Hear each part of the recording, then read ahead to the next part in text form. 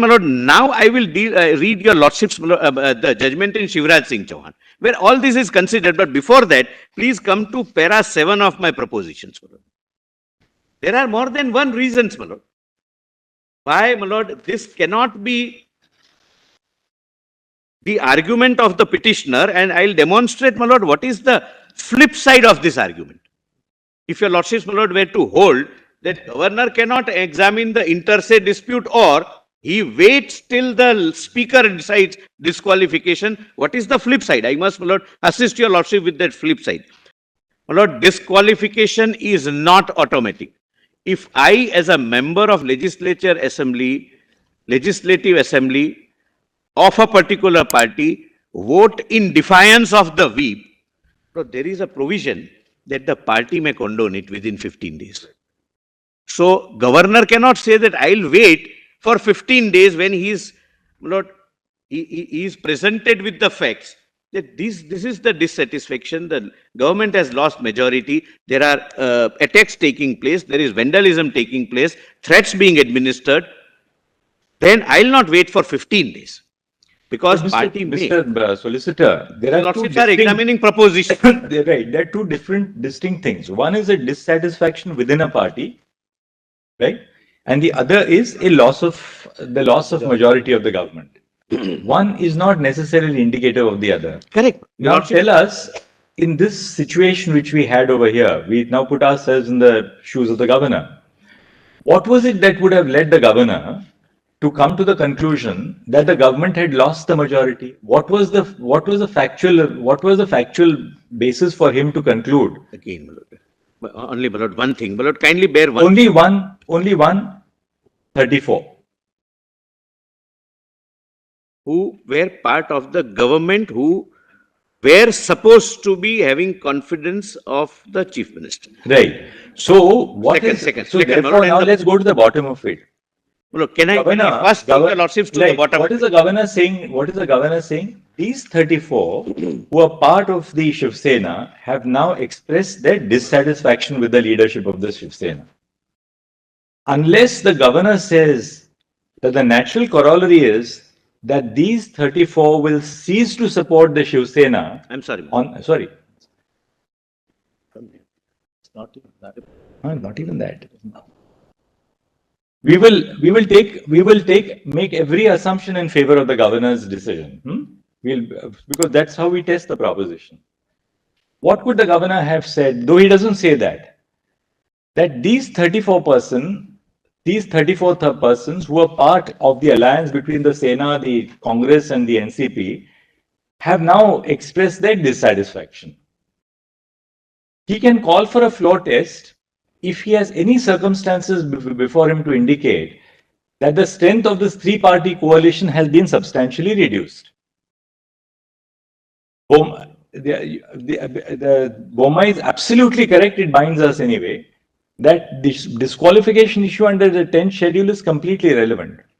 But what is the consequence? The governor has to treat these as continuing members of the Shiv Sena. Even before us, they are not saying that we have ceased to be members of Shiv Sena. Yes. Now, if they continue to be members of the Shiv Sena, and the Shiv Sena therefore continues to have 55 or 56 members, which it originally had. If they vote against, they will incur disqualification. Governor would say that. Right. But then where is the question? What is the reason for calling a trust vote? Because they said that governor, all our judgments say, Rameshwar Prasad says that, Bomai says that the 10th schedule disqualification is irrelevant to the exercise of judgment by the governor. I am obliged. That authority goes to the speaker. Therefore, the facts as they stand before the governor indicate that these 34 are part of the group of 56 Shiv Sena MLAs. Now, if that is so, on what cogent material does the governor call for a floor test? What has changed for him to call for a floor test? Tell us one reason why he has to call for a floor test then. My lord, your lordships are again on facts, my lord. I am on propositions first. And then, my lord, I'll try and fit into the propositions to the facts of the case. Number one. Number two. Principally. Forget the facts. Forget the facts. Principally. Forget the facts. What? The governor, as a matter of principle now, Bomai tells us and Rameshwar Prasad tells us that circumstances which would lead to the warrant, which would warrant the invocation of the 10th schedule are alien to the mind of the governor when he calls for a floor test. Correct. All right. So, therefore, the possibility that these 34 in our case would incur a disqualification is irrelevant to the exercise of power by the I governor. bow down, my lords. Right? Now, if that is so, then the governor must forget the facts of this case, the principle. The governor must proceed on the basis of the position as it obtains.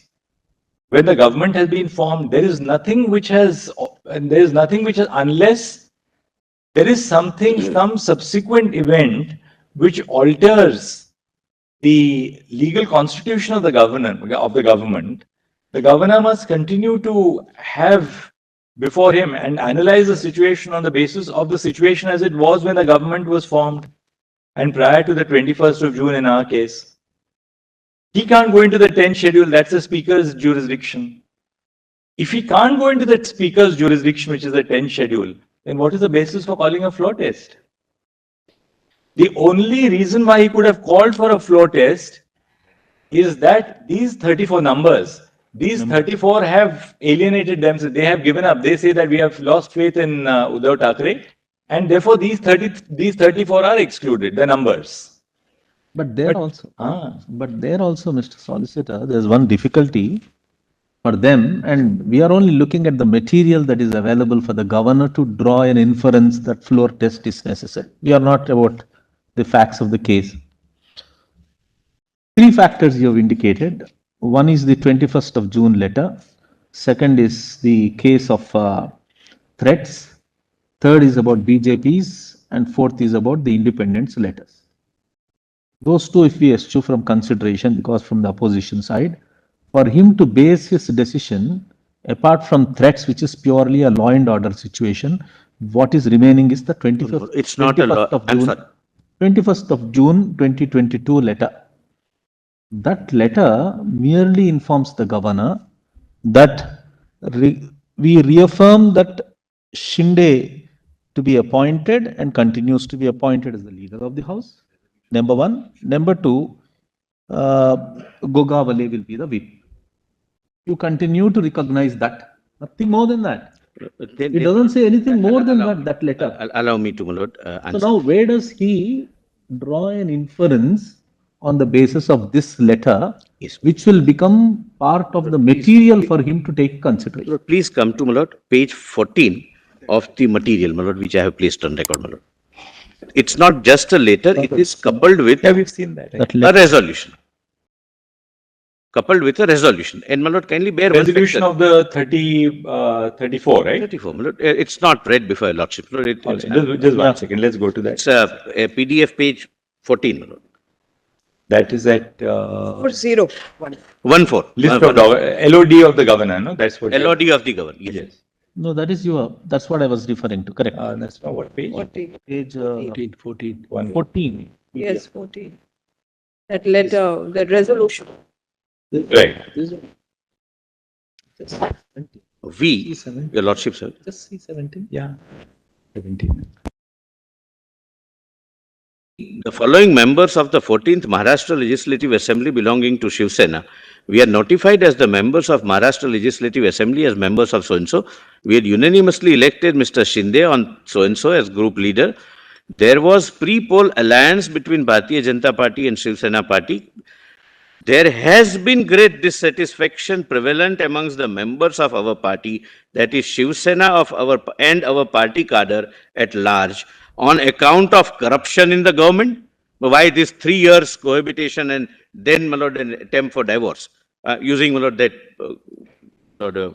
expression.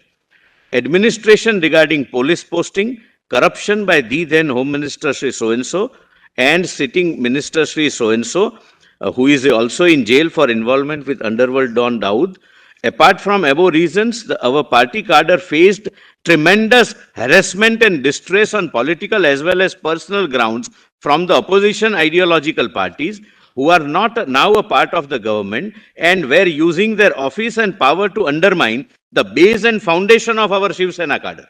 This is their reason. I am not justifying, nor can I put myself into the shoes of the governor, and with profound respect, your lordships would also examine Not what your lordships would have decided with these facts, but whether there No, but exists. what the governor can constitutionally decide. We are not going to go into what our view is the situation is. Can you allow me to complete the sentence? Constitutional duty and power of the governor in My the lord, situation. can I only complete the sentence? And see page 17 now, PDF page 17. My lord, Hence, it Lord, is kindly unanimously, allow the me to end of read. it, what do they 15. say? My lord, I'm on 15. Can you allow me to 15, read yes. 15 also? This is enormous discontent. There is enormous discontent amongst the cadre of our party, that is Shiv Sena, for forming the government with NCP and Indian National Congress, who are ideologically opposed to our party, that is Shiv Sena. Initially, they say that they are destroying our cadre base. They are corrupt, found to be corrupt in near past. We are facing embarrassment. Then they say there had been a compromise on the principles of our party, Shiv Sena, which had been a party with fierce ideological base and was formed for fighting of the rights of local Marathi people. For last 2.5 years, our party and its leadership has compromised party principles by aligning with the contrasting ideologies for the sake of achieving power in the state of Maharashtra. The ideology of our party's leader, late Shri Balasaheb Thackeray, was to give clean and honest government to the people of Maharashtra, and also without compromising on the principle of so and so, which was defeated at the first day itself by aligning with the opposition ideologies. Shiv Sena and Bharatiya Janata Party had forged a pre-poll alliance for 2019 Maharashtra Assembly elections. They sought the blessings of voters for this Shiv Sena BJP alliance, which the voters accepted and voted in favor of this alliance. After the results were out, the Sena severed its ties with BJP and formed an alliance with opposing parties which they fought against in the 2019 Assembly elections.